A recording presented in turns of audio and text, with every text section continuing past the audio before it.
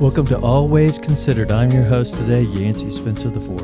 And I'm your host, Julius Spicciani, and we're talking about the surf from the day after Christmas. Can you tell me a little bit about it? It was exciting that the surf stayed up. You know, the patterns of the weather in the winter, depending on how they start, there's kind of three phases in the winter.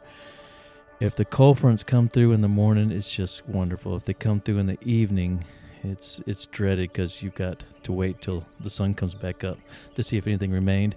And then, you know, now with technology, you can see how far the fetch is and how far the swell's been pushed. And see, there's a little bit more hope or hedging your bet towards there could be surf or there couldn't. But anyway, you have to get up early anyway, just to hope to get out there and get ready. I, of course, hit the snooze button.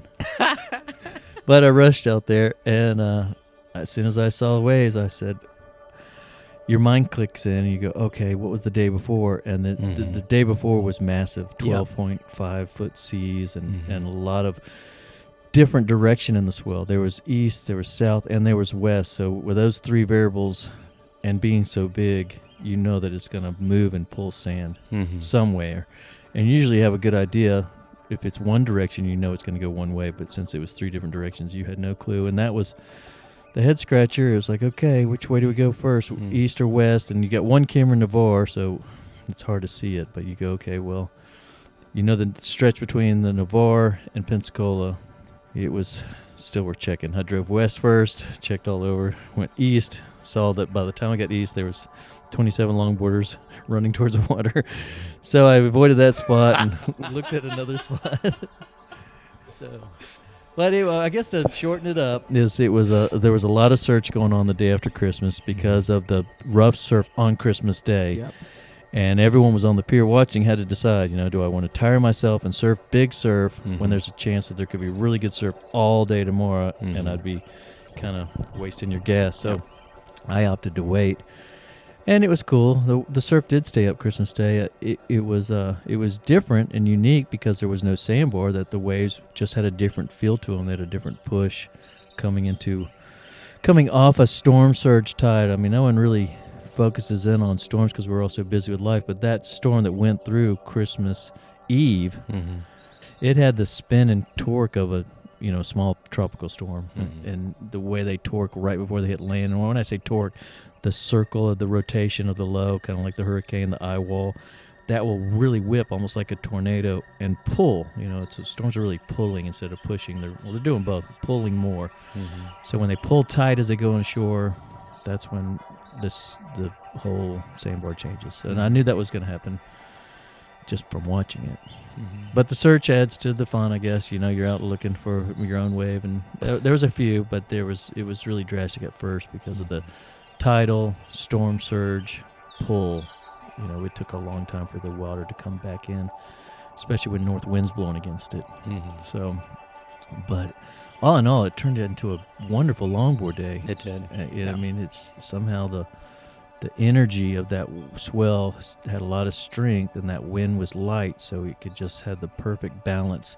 And that's what you're looking for in waves. You're looking for that balance, wind that's not too strong, tide that's not too strong, swell that's not too strong, or on the other end, wind that's too weak, tide that's too weak, swell that's too weak. It's a porridge type of deal. You want to find it just right, and it seemed to work for longboarding. I mean, all my longboards that day just worked great, and I was like, oh yeah, I love my longboards. I forgot. Yeah.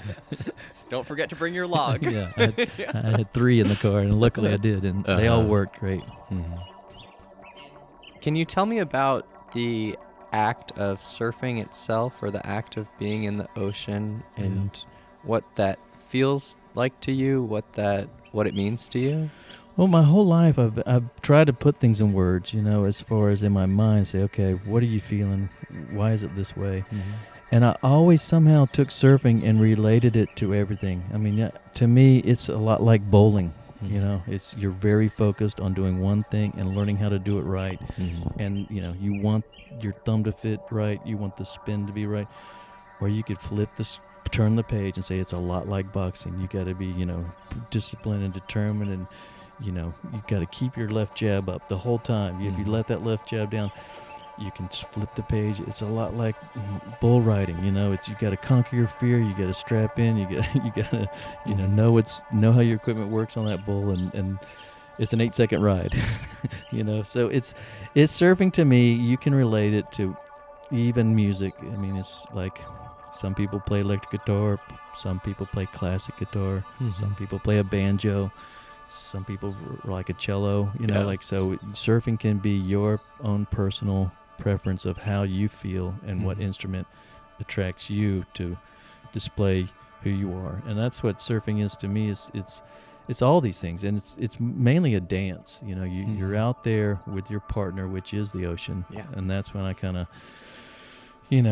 have to work with the ocean. You can't fight it. And I see a lot of, when you do teach surfing, a lot of people want to fight it, and I just try to say, just go with it. Just you learn the wave. You learn how that wave's going to feel. You learn how the wave's going to pick you up. You learn how the wave's going to push you. And then once you get the rhythm of that wave, you'll become a better dancer. You'll start noticing that this wave breaks fast, this wave breaks slow, this steeper wave doesn't have the energy in the top, it has the energy in the bottom. And so you start learning how that rhythm is, and that is a lot of music and a lot of dance together. And you get to use an instrument, which I guess the word instrument is, I always thought of it as a sword, because I was into slashing and thrashing.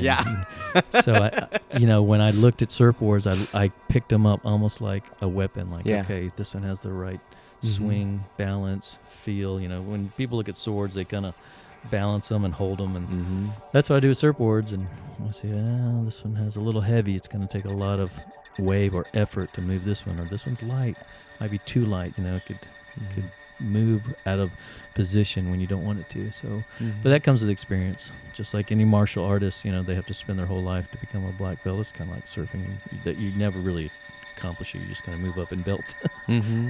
So it's a lot like everything. It's like karate and music and artistry. There's, you're out there kind of doing what you want to do. It's freedom of mind. So surfing's very, unique, that you can relate to a lot of mindsets that other people are doing that probably feel the same way, but they don't know how surfing is. And so if they're doing something else like bull riding or target practice or a bowler, I can relate to them instantly and say, hey, I know what you guys are doing, because I'm just doing it on a different way. And that's the beauty of life. We get a short existence to kind of experience all the different avenues of being human. So before we started recording, and kind of already we've talked about a tribe, you talked about these elders and kind of their perspective on it. So as someone who, you have your surf elders in front of you, and you have people like me who are your nephews underneath you, what does that feel like as someone who has been on the scene for a while and has that context of time? How does it feel as you've grown older and you've seen new people come in and older people leave, and some older people stuck around? I think we did say something like that. As far as me personally, having to let go of maybe things that were ground into me as this is the way. Like I've had to, at my age, at turning 50 this year, I've had to realize I can't so often say they're not doing it right as much as I have to see how they're doing it and accept it. And what I mean by that is, we do it this way. You're not doing it that way. You're not in the group. Like now you might have to look at someone and say, I don't know how you got here, but you're here. So you might as well be in the group. And let's just take advantage of you being here, because we don't know what the future holds for any of us. So let's share. For me, I'm pivoting more of aggressive, and kind of like, if you don't have aggression, you're not conquering the wave right. You're not showing, if you don't have control, if you don't have aggression, like being the strict kind of coach, like, hey, arms up, elbows out, knees together, like kind of letting them swing how they want to swing, and say, okay, eventually that will hopefully evolve into you doing it properly, and kind of give them a little bit of nudge in that direction, instead of saying if you can't do it right, you're not allowed. So that's where I've changed in the sport of surfing, is more acceptance, because there is no stopping it. It seems to be growing in every direction. Back onto tribe. For me, even outside of surfing, one of the most interesting things for me as a human is my long-term relationships. And many times I destroy my own long-term relationships by maybe me not understanding the other person, or a lot of times I'll have a disagreement about what actually happened between two friends, which can turn ugly. Mhm. So as someone who has been in this tribe for a long time, you also talked about this tribe maybe having a more aggressive culture historically. Mhm. How do you navigate this thing where me and you both know the huge advantages of being part of a tribe that's getting together? How do we navigate conflict inside of our tribe? Well, it's always a heart check. It's always, what's my desire in this, you know?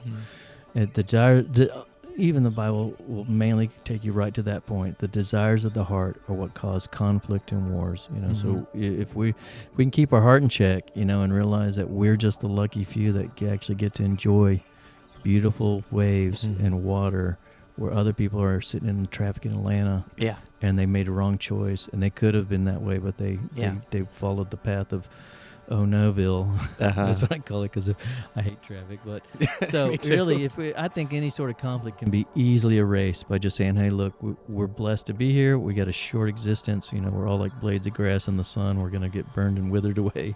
So let's start enjoying the day together." And so that's definitely, you'll find it in the Bible, to keep your heart in check on conflict. Now, you know, not saying that in sports, baseball, bowling, we pick a sport, you know, you're going to have some sort of conflict on the field because of that aggression, because, hey, I wanted to catch that ball, I wanted to hit that thing, you know, I want to outbowl this person. There's competition, and competition has conflict to it at all times.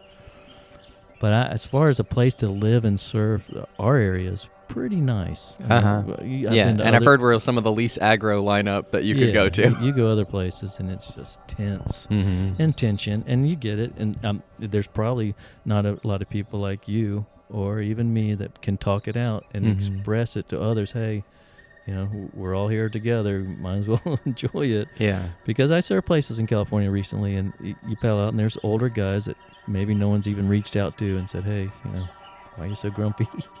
He's grumpy because of change. Change is hard to accept. It is something that's just and we can go back to like I keep saying, the grass in the field is just a short. We're all like vapors. It's a short experience. And you don't really realize that till you get over the hill. Start speeding up. You're like, oh, yeah. Could be over any day. I forget about that. So as you feel this perspective, it sounds like you're getting reflective on your life. You're talking about this hill. What do you want to do with the years that you have left? What do you want to fill your short life as a blade of grass? Yeah, it's a daily thing to turn yourself into being positive instead of a negative, and saying, you know, I could have done this, or this should have happened, or I wish it was this way. Like that's a daily struggle, from, you know, don't sweat the small stuff, to, you know, scriptures that will change your life. And so what I would like to do, I guess, I would love to shape our sandbars. That's my heart's desire. If I could prove to the world that we could take our soft quartz crystal sand and within 12 hours to either take a bulldozer or a dredge machine and pump up a sill, or move some sand in a different direction, make a V, make a triangle, make an angle, put a geotextile bag full of sand on the second sandbar, shape. It's basically shaping the waves. I think the future is if we can prove that Florida is an open slate, it's all sand, and we start shaping waves. And I can relate it to like a golf course. People would not go to golf courses if they wouldn't build a golf course and make a hole, 16, 18, 19 holes, and then you go out and play that course. We could do that from the Pensacola Pier to Portofino. We could have a second sandbar with so many different shapes and angles that the surf lineup could break up and tribes could get grouped up. And, you know, the double black diamond guys surf there, the bunny slope surfs there, and they've already done it to a mountain. They've moved boulders, graded the hillside, put up a ski lift, and now millions of people pay money to go skiing. So even if Florida could just have one ocean recreation area, we could just have a little bit of freedom to shape the bottom and show them that we can make a great wave, because the wave is a reflection of the ocean floor. And people are gonna go, well, we got storms, we got hurricanes, we got turtles, we got. I get it. I've 25 years of talking about it. I understand that we have lots of problems, but life is short. We might as well give it a shot. And I think if the world could come and see, hey, look at this ocean recreation area, it could spread. They could do the whole east coast of Florida and areas, not all the whole place, but certain parks. We're going to pay to go in this park, and they have a great surfing reef here, and the waves are better than the rest of the beach. And then people could maybe, pay toward the state if the state's going to help fund and the bags are cheap. Moving sand is easy. They can do it overnight. So we have the technology, and we know the topography of all the surf spots, why they break, the way they break, the depth they break, the angle they break, and the conditions they take to break. So it's just taking that technology and trying to just somewhere apply it to an area. I love that. Let's say that I'm a new surfer and I've managed to piss you off. How would you like me to navigate that? Well, hopefully I'd have a nice tone with you. But you can lose your cool. Everyone does. I've lost my cool. I approached a foiler, two foilers. One, I lost my cool because I couldn't take it anymore. And I said, hey, get that crud out of here. And I felt like it was my sanctuary, it was my church, and here was someone kind of defiling. Yeah, it was. But like I said, I can relate to everything. If we were out playing baseball and someone came out there with the blooper ball, and we'd be, hey man, we're playing baseball here, no blooper ball. You go play blooper ball with the other blooper ball. Yeah. We're playing baseball over here. So I lost my cool that day because I thought it was rude. I thought it was the wrong spot. And I'm in no position to say who can do what. So I felt bad about it, being upset. But then the next foiler I saw, I approached him more kindly. I'm curious. I actually have questions. Why are you doing this here? What do you gain from this? Because I just thought it was look at me, look at me, look at me, look at me, look at me, look at me, hop, hop, hop, hop, hop. Yeah. I can catch every wave I want. I'm going faster than you guys. I'm doing more than you guys. And I took it offensively, like, okay, fine. You can catch more waves. You can catch every wave if you want. And but I didn't want to be upset. I just wanted to know because I was curious what makes you come to where the surfers are and hop around on a foil. Yeah. And it was real honest, real simple. I feel comfortable here. Yeah. I get it. I said that makes sense. There's parking here. Also makes a lot of sense. So I couldn't look down in any way. He's doing it for his reasons. Yeah. So I had to learn from that situation. So it sounds like you're telling me if I piss you off, try to communicate what my perspective was during that moment. I think if you piss anyone off, even if I piss someone off, I hope that I give them a second chance. Okay. Not as much as they give me a second chance. I want to say, hey, look, I took your anger, frustration, your desire of whatever you want as a conflict towards my desire, and let me give you another chance on processing our conflict. And as long as we all keep our desire in check on, hey, I'm not out to be the best, look at me, what's it called, selfish ambition. That's the word I'm looking for. So if you can keep your selfish ambition in check and say, life is short, let's share some waves. We're lucky to be here. We are. Could be some traffic in Atlanta. Yes, we could.